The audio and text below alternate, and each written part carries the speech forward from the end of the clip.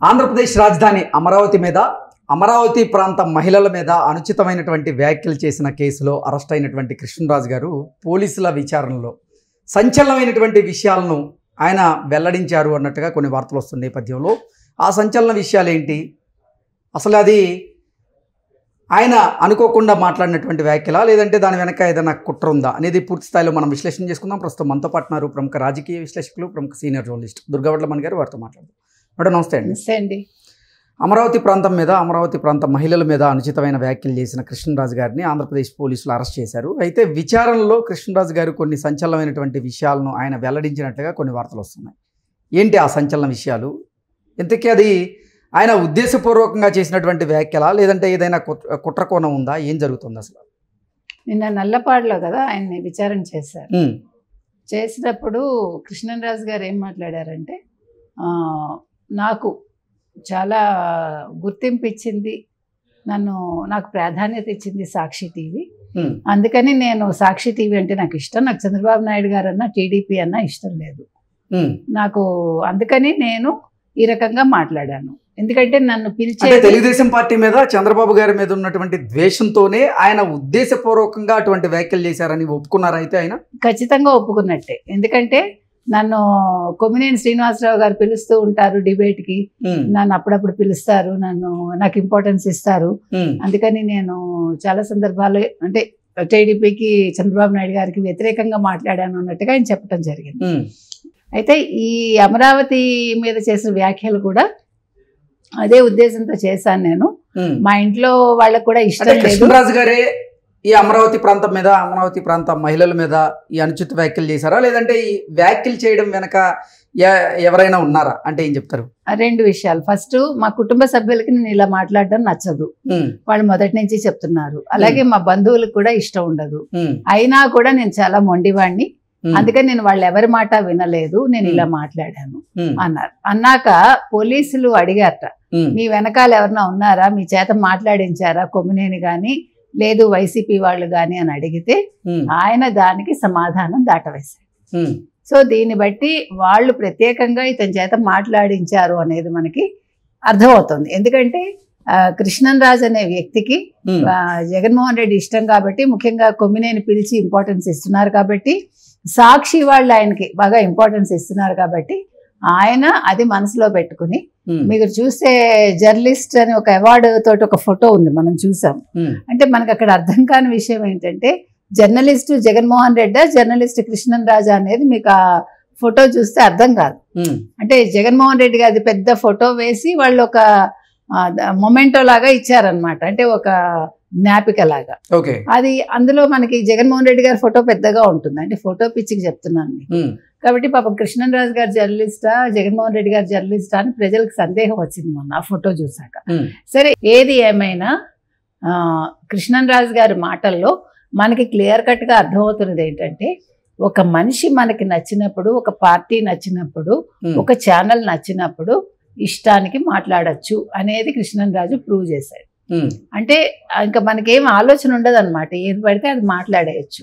అంటే ఎవడేమనుకున్నా పర్వాలేదు, నాకు వీళ్ళు ఇంపార్టెన్స్ ఇచ్చారు, నాకు వీళ్ళు గుర్తించారు, నన్ను కొమ్మినేని శ్రీనివాసరావు గారు పిలుస్తున్నారు డిబేట్కి, నన్ను కూర్చోబెడుతున్నారు, నన్ను ఇంకెవడూ పిలవలేదు. అంటే తెలుగుదేశం వాళ్ళు ఈయనకి ఇంపార్టెన్స్ ఇవ్వలేదు అనుకున్నాడో, లేదా చంద్రబాబు నాయుడు గారు ఈయన పిలవలేదేమో మనకు తెలియదు. అంటే చంద్రబాబు గారి మీద అలాగే తెలుగుదేశం పార్టీ మీద ఉన్నటువంటి ద్వేషంతో కావాలనే కృష్ణరాజు గారు అటువంటి వ్యాఖ్యలు చేశారా లేదంటే ఎవరైనా ఆయన చేత అటువంటి వ్యాఖ్యలు చేయించారా? ఇక్కడ రెండు రకాలుగా తీసుకోవచ్చు దీన్ని. ఒకటి, ఆయనకు ఆల్రెడీ మీరు చెప్పినట్టుగా అయిష్టం ఉంది కాబట్టి వేరే వాళ్ళు చెప్తే దాన్ని ఆయన మనసుకు తీసుకుని చాలా బాగా ప్రజెంట్ చేశాడు.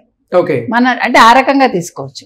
అంటే ఇప్పుడు నాకు ఇష్టం లేదండి మీరంటే, మీ పార్టీ అంటే, సో నాకు ఆల్రెడీ ద్వేషం ఉంది, ఆ ద్వేషాన్ని వీళ్ళు పక్క వాళ్ళు రెచ్చగొట్టారు, నువ్వు ఈ రకంగా మాట్లాడు, సో ఆయన మాట్లాడాడు. సో ఇక్కడ తప్పు ఆయనది, ప్లస్ వైసీపీ తరఫున మరి జగన్మోహన్ రెడ్డిదా ఇంకెవరిది అనేది మనకు తెలియాలి. కొమ్మినేని కూడా దగ్గరుండి మాట్లాడించి ఉండొచ్చు. స్క్రిప్ట్ మరి కొమ్మినేని ఇచ్చారా? సో దీన్ని బట్టి మనకు అర్థమవుతుంది అదండి. అంటే ఇక్కడ సజ్జల స్క్రిప్ట్ ఇచ్చారా, కొమ్మినేని స్క్రిప్ట్ ఇచ్చారా? సో మీరు ఏదైనా ఇవ్వండి, మీరు ఏదైనా చెప్పండి, నేను మాట్లాడతాను అనేది కృష్ణరాజు గారి ఉద్దేశం అని మనకు అర్థమవుతుంది. అంటే ఒక మనిషికి ఒక గుర్తింపు కోసం, అంటే చంద్రబాబు గారి మీద ఉన్నటువంటి ఆ నెగిటివ్ ఫీలింగ్ వల్ల, అలాగే తెలుగుదేశం మీద ఉన్నటువంటి ఆ అయిష్టం వల్ల ఒక ప్రాంత ప్రజల్ని, ఒక ప్రాంతాన్ని కించపరిచేలాగా అనుచితమైనటువంటి వ్యాఖ్యలు చేయడం ఏంటి? అసలు ఆయన ఆలోచించలేదా అది? ఇక్కడ ప్రాంత ప్రజలే కాదండి, ముఖ్యంగా మహిళల్ని కించపరిచారు ఆయన.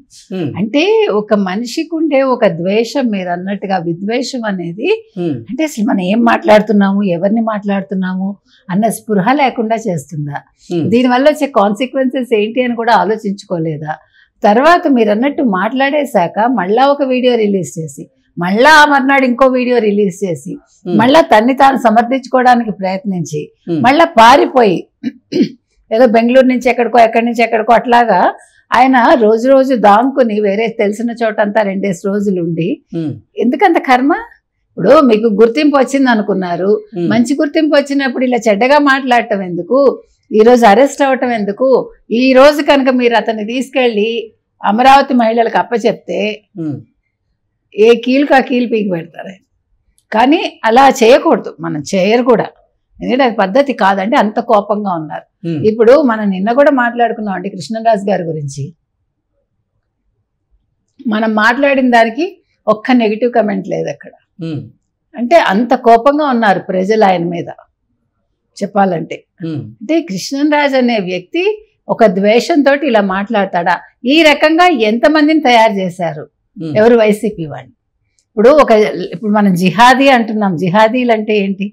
ఇది ఇంకో రకమైన జిహాదీ లాగా తీసుకోవాలా? అంటే మీరు ఒక పార్టీని ప్రేమించండి, ఒక వ్యక్తిని ప్రేమించండి, దానికోసం మీరు ఒక ప్రాంతాన్ని ద్వేషించి, ఎగ్జాక్ట్లీ, అంటే ఒక మనిషి మీద ఉన్నటువంటి ద్వేషం వల్ల, ఒక పార్టీ మీద ఉన్నటువంటి అయిష్టత వల్ల మీరు ఒక ప్రాంతాన్ని, ఒక ప్రాంతంలో నివసిస్తున్న మహిళల్ని ఉద్దేశించి అసభ్యకరమైనటువంటి వ్యాఖ్యలు చేయడం ఎంతవరకు కరెక్ట్? అసలు అది ఏమన్నా అర్థం ఉందండి? అంటే వీళ్ళకి ఇంజెక్ట్ చేస్తున్నారా? అంటే ఇప్పుడు మీరు గమనించాల్సింది ఏంటంటే, వైసీపీ తరఫున అంటే జగన్మోహన్ రెడ్డి చెప్పి సజ్జలు ఇలాంటి వాళ్ళని తయారు చేయిస్తున్నాడు ఆయన. నిన్న సజ్జలో పుస్తకం వేశారు, 160 పేజీలో 170 పేజీలో ఎంతో. ఈ ఏడాది పాలన మీద, మొదటి ఏడాది అంటే 2019 to 20 జగన్మోహన్ రెడ్డి పాలన ఎలా ఉంది, ఇప్పుడు చంద్రబాబు నాయుడు గారు 24 to 25 1 year పాలన ఎలా ఉందని వేశారు. అక్కడేమో జగన్ అంటే నమ్మకం, ఈయనంటే మోసం చంద్రబాబు అంటే అని చెప్పి వాళ్ళు వేశారు అన్నమాట. అంటే మీకు అర్థమవుతుందా నేను ఇది ఎందుకు పర్టికులర్ గా మీకు చెప్పానంటే, విద్వేషం ఎలా రెచ్చగొడుతున్నారు వీళ్ళు అంటే, ఒక వ్యక్తి మీద ఉండే విద్వేషాన్ని ఒక ప్రాంతానికి విస్తరింపజేసి ఒక మనుషుల్ని ఒక జిహాదీలుగా మారుస్తున్నారా? అంటే ఇంకా ఇప్పుడు ఇది చాలా డేంజర్ అండి ఇది. ఎందుకంటే వీళ్ళు దేనికి వెనకాడరు. ఇంకా ఇప్పుడు మహిళల్ని కించపరచడానికి ఈయన వెనకాడలేదంటే ఇది ఎంత పెద్ద స్కెచ్. ఖచ్చితంగా కృష్ణరాజు నోరు విప్పాలంటే మాటలు అంటే ఓపెన్ గా మాట్లాడగలగాలి, ఎందుకంటే దాటేసేట ఆ ప్రశ్నలకి వెనకాల ఎవరున్నారు అంటే. సో ఇప్పుడు పోలీసుల పని ఏంటంటే ఇది చాలా సీరియస్ గా తీసుకుని ఈ రకమైన ఉన్మాదాన్ని ఎలాగా తగ్గించాలి, వీళ్ళని ఏం చేయాలి, ఇది ఒక వైసీపీకి ఏ రకంగా గుణపాఠం చెప్పాలి, సజ్జలకు ఏ రకంగా గుణపాఠం చెప్పాలి అనేది ఈ రోజు పోలీసులు ఆలోచించాల్సిన ముఖ్యమైన అంశం అండి. ఓకే అండి, థ్యాంక్ యూ సో మచ్.